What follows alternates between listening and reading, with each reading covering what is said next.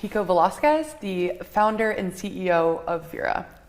So VIIRA is a company that is aiming to evolve the sectors of culture, education, and entertainment by integrating companies and institutions with the blockchain, NFT, etc. So fundamentally to build a sustainable, decentralized ecosystem that merges our physical and digital or virtual worlds. That phrase right there is loaded, merging physical and virtual worlds.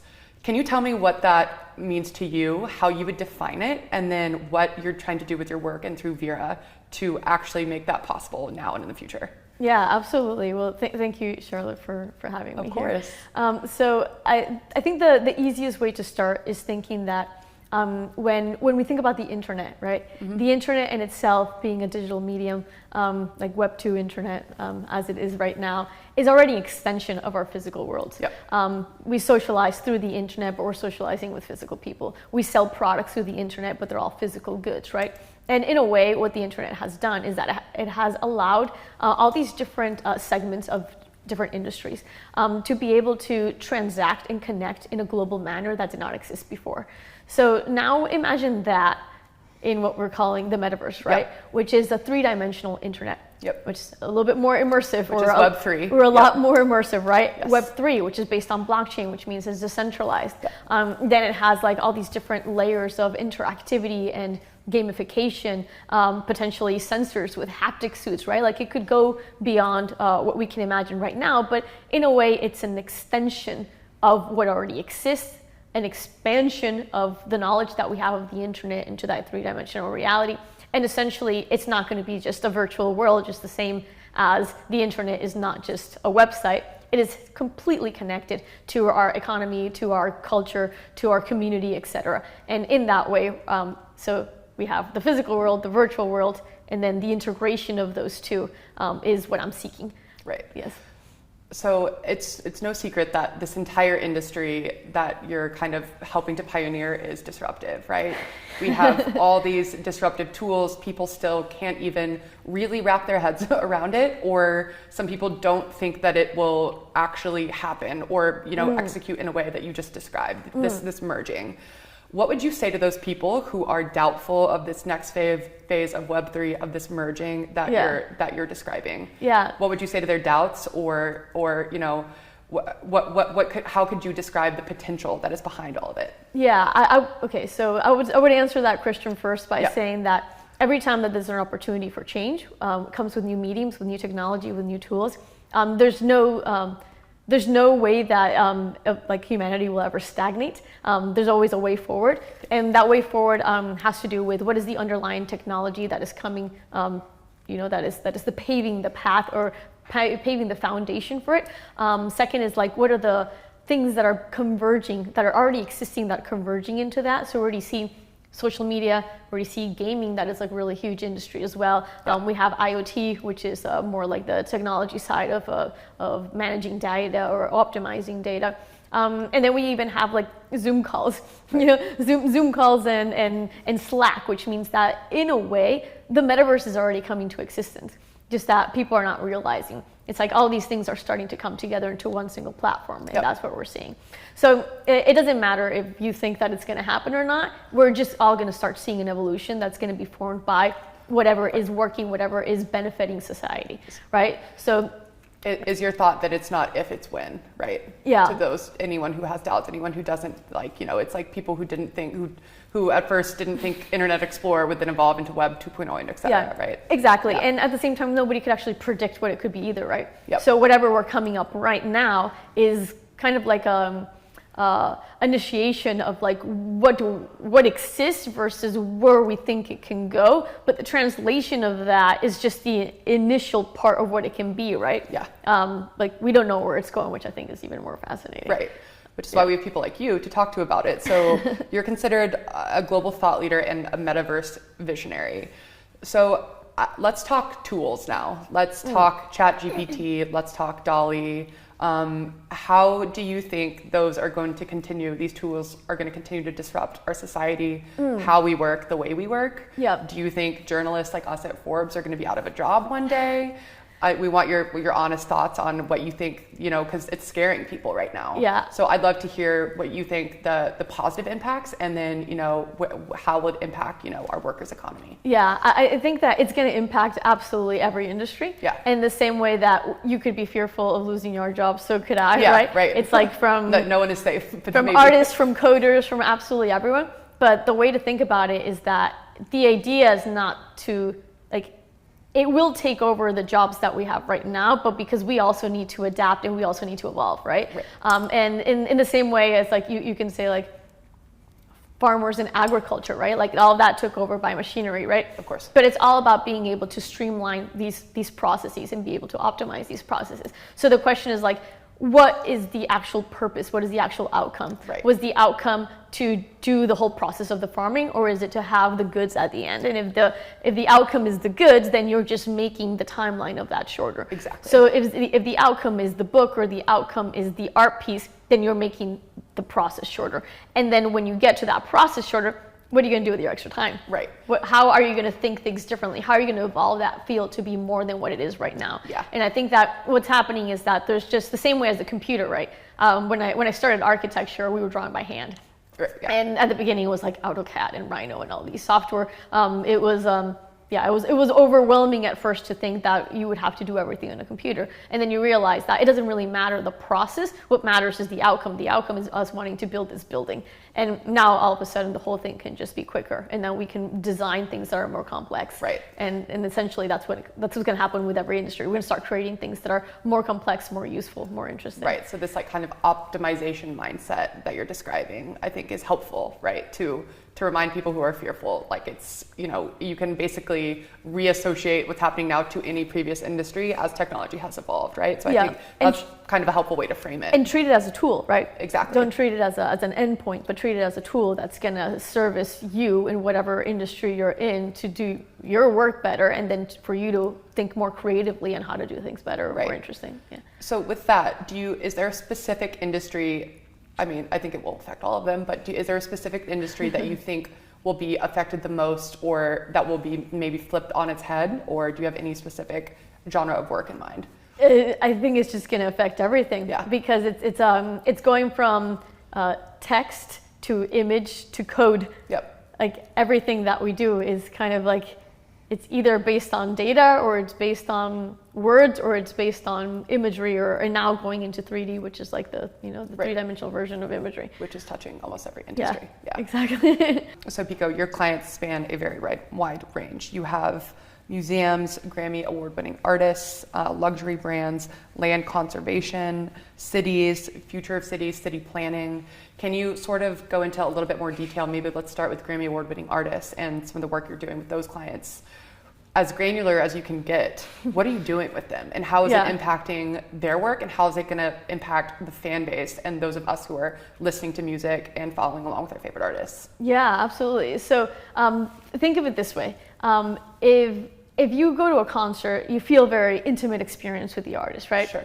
But when you're not in a concert, you're listening to their music, and other than that, you may be following their social media.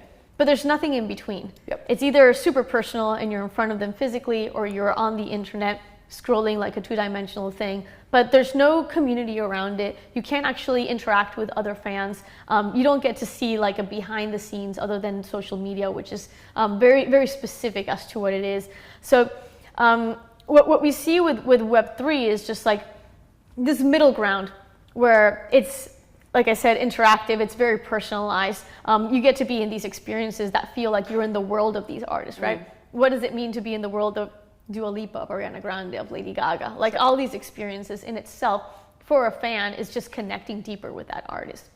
So what we're doing is that as an extension of what they have physically they have, let's say, a concert. And that concert attends maybe 20,000 to 70,000 people every concert, depending on the stadium that they're presenting in, which means that during a year, they connect to maybe 1 to 2 million fans, right? Mm-hmm. If they do a virtual concert, if you've seen Billie Eilish or Ariana Grande or There's BTS also did a really big one.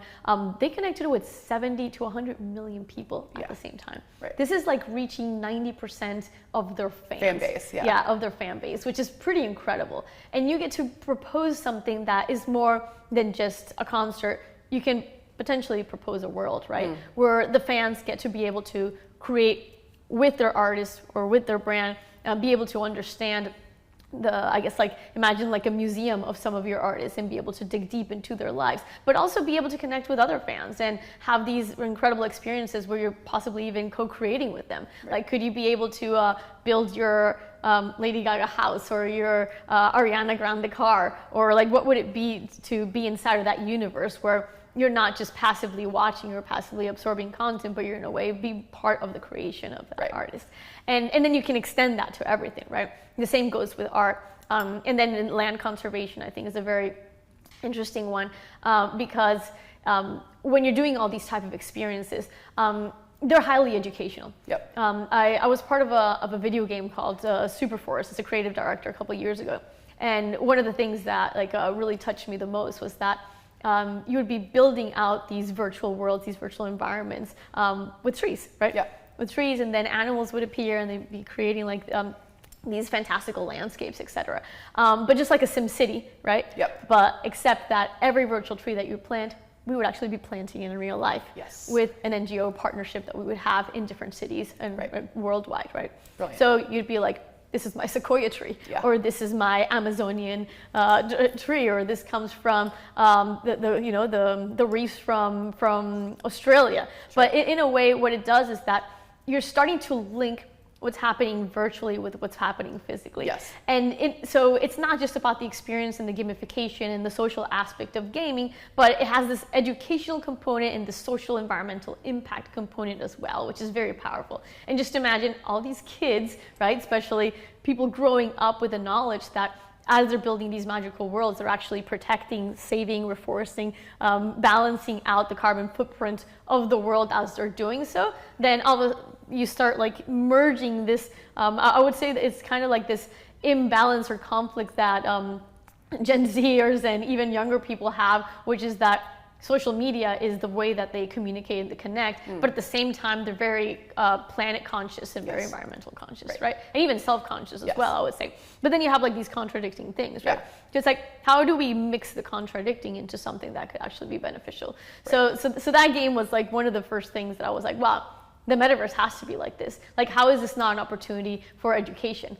If we think about gaming, there's like over 3 billion gamers at this point. That's half the population plays video games. Yep. And where does the money of gaming go, of buying your outfits and the worlds and all of this just to game companies, right? To these centralized platforms. Right. You don't own any of the data. You can't actually move it. None of it, or maybe some of it could go to NGOs depending on the platform, but I would say most games are not thinking about that. They're just thinking about benefiting for the game itself, right? So it's like, okay, what if this is not a game? What if this is actually real life? Yeah. And instead of like... Or it's both. Yeah, exactly. Yeah. Gamify real life. Yeah. And instead of having to go through like the Ready Player One scenario of like this semi-dystopic land that becomes like this virtual parallel universe that you need to escape to because the real world is not good, how could we actually link both in a way that you're creating these magical worlds that are supporting this one to be more magical as well?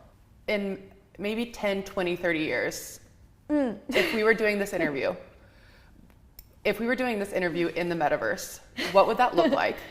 What would be the impact between each other, us, and the audience? And how would you get creative to, how could you use that to get creative, as an example? Wow, in 20, 30 years, like I wouldn't even know what that looks like. 20, 30 years ago, that was 2000, like what was happening? I'm just trying to think. And also like projecting that it's exponential growth and not linear. So whatever has happened in the past 20 years, it would be at least 5 or 10 times more. So it's like, it's kind of mind blowing to imagine. But let's say based on what we know right now. If you had to project, predict. If we had to do it based on what we know right now, I mean, the first thing is that we would set up like a completely crazy environment, right? Do you want to be in the middle of space, or do you want to be in underwater, or maybe an environment that's completely fantastic? I want to be outer space. Okay, outer space. Okay, so we're completely outer space. We would be wearing our haptic suits that at that point we would expect to be pretty advanced, where it's not just touch, like vibration, but maybe we also have senses like smell, like taste, etc. But I think even more interesting, we could create new senses, because senses are data, right? So it's like, how could you interpret data to be I guess like prescribed or understood in a different manner? So it's like, could we invent digital senses? And then I would also say that, is the conversation happening just between us, or is it our avatars, or is it part of like our virtual identities that are supported by something like ChatGPT or all these different cool technologies that are advancing, like language processing, etc. That will just get you to think and talk differently. Would we even be speaking the same?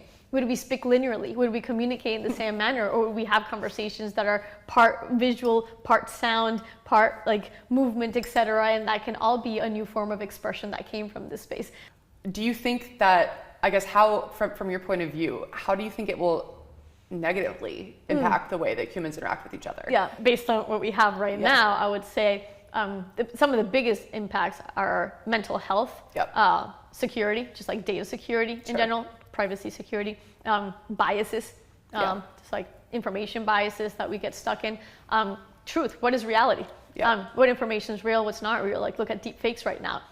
The other day I saw one of Elon Musk, and I was surprised of how good it was, to the extent that everyone was commenting on Instagram thinking that it was real. I was like, wow, this is so impressive that we're getting to a point that we can't even tell. We're going to have to start like being able to verify information in a way, like companies starting to verify information to prove that it's real.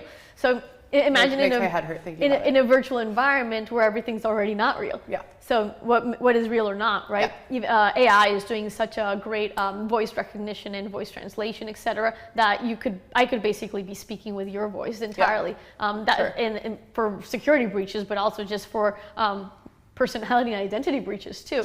And then when it comes to mental health, being in a virtual environment all the time in a way is already like completely like it dislocates you from being present, dislocates you from being in connection with other human beings. I think that's already a huge problem with social media, of us being on our phones. Like, imagine a virtual environment where that becomes more intense. Just isolation in general, that doesn't sound like a great thing. I mean, there's. You could go on and on. I could go on in both directions. And one of the things that I like to speak of is that it's really about pertaining balance. And it's about thinking that the same way that we're reaching out for innovation and all the different cool things that could happen in the world, we have to make sure that we balance it out with, whether it's policies, regulations. I wouldn't want to use the word control, because it's not about controlling, but it is about vigilance. And it is about like being very, very, very aware. Self-aware, community aware, and then long-term projection aware of what is the consequences that each of these things are causing. Because social media hasn't done that, right? They've just like gone through the loophole of what works, and then we'll expand, Just go with what works. And then they're probably reading the consequences if you see all the documentaries that are going on, but they're not acting on them. Well, they could act, right? And they could act in a way that benefits society. And it's kind of remembering that at the end, we're building these things. We're like, whether it's an application or the metaverse or the next technology that comes afterwards, because each of these are just phases. We're building these to support humanity. It's not the other way around, right? So if we think of it that way, then which it's is like, important to remember. How do we optimize for humanity? What is the greater good of humanity, of the personal, the community, and then the earth as itself, which is the thing that hosts us, right? With its nature, etc., from food to animals, etc. How do we make sure that all of that is actually benefiting from the process? Because if not, then we're just destroying ourselves. And then what's the point? You obviously work in an industry, in a space that is predominantly male dominated, right? What advice would you give to other women in your field? And what, I guess, pieces of advice do you have that you think would translate to women who aren't in your field, who struggle with the same issues? The larger issue of inequality, right? Whether it's gender or race or class or anything, there's just so much around the world, and obviously it's different across different cultures, different countries, etc., and different age groups too, right? Like you see it like more predominantly in older generations than you do right now, but at the same time it also depends on the country, because like some regions are more progressive, more oppressive than others.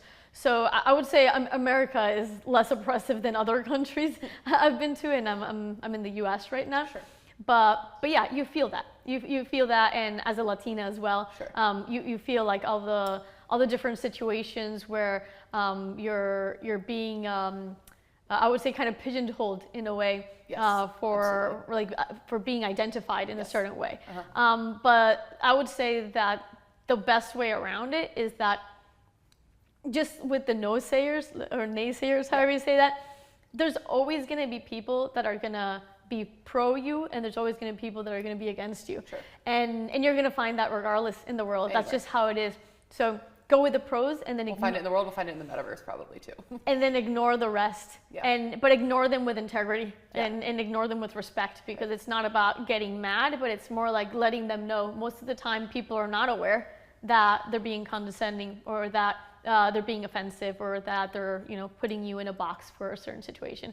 And I have encountered plenty in business and in personal life, and I would say like in every step of the way of my career, where I felt like I've been treated unfairly because of it, but they don't realize, because most of the time even the good people just grew up in that context.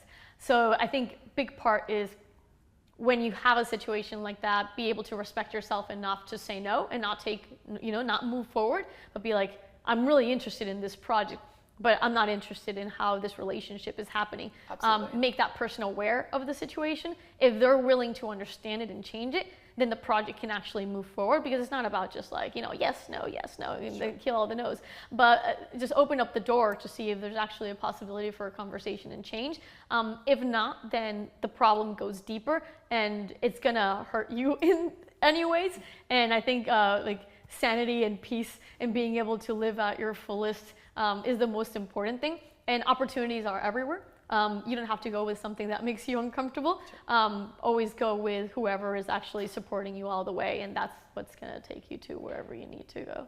Do you think we have to fear and worry for sexism, racism, homophobia in the metaverse? Or do you think there's ways that we can optimize to avoid these things? And how and why to each answer? Yeah, so the first thing is that, yes, like everything that already exists is just going to multiply, but the same way as if there's more opportunities for expression and connection. So someone that maybe wherever they live doesn't feel like they can express themselves visually in a flamboyant way, let's say, if they wanted to, or as a different character, because maybe I want to be completely asexual and just be a gray being in the metaverse with no identity whatsoever, right? But I think this self-expression and also the type of connections that you make are going to be even more exaggerated. So you're more going to opportunities for identity. More opportunities for identity.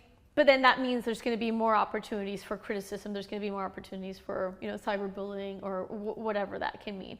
So it all comes down to what types of policies or regulations or ethics. I think ethics is more important, basing it on ethics and morals, because it's not about putting rules of like you're not allowed to bully. That's a very school thing. Sure. It's about like why? What is the need? Like what is the need of criticizing, of comparing? Like if there is no purpose, then why do we do that to ourselves? Or why do we do that to each other, right? Most of the people that are critical to others are critical to themselves, and that criticism is actually inherited. And it comes from other people putting that pressure on them. So there's also, I guess, like a lot of self-actualization in the process of realizing that the societal problems are very internal problems that need to be healed, fixed. Exactly. And I would say that thankfully I've seen in the past 10 years or so that there is a huge movement towards that. You see, even schools are really starting to integrate whether it's healing practices to yoga, meditation, to psychiatry, because it can go from being from one avenue to another, scientific or more spiritual. But I think that it's very important to think that the same way as we educate ourselves of science, math, and English class, we need to educate ourselves of who we are, how we feel, how we communicate with ourselves and how we communicate with others, and making sure that that's always done in a place where we're respecting ourselves and respecting others. I think that's very important.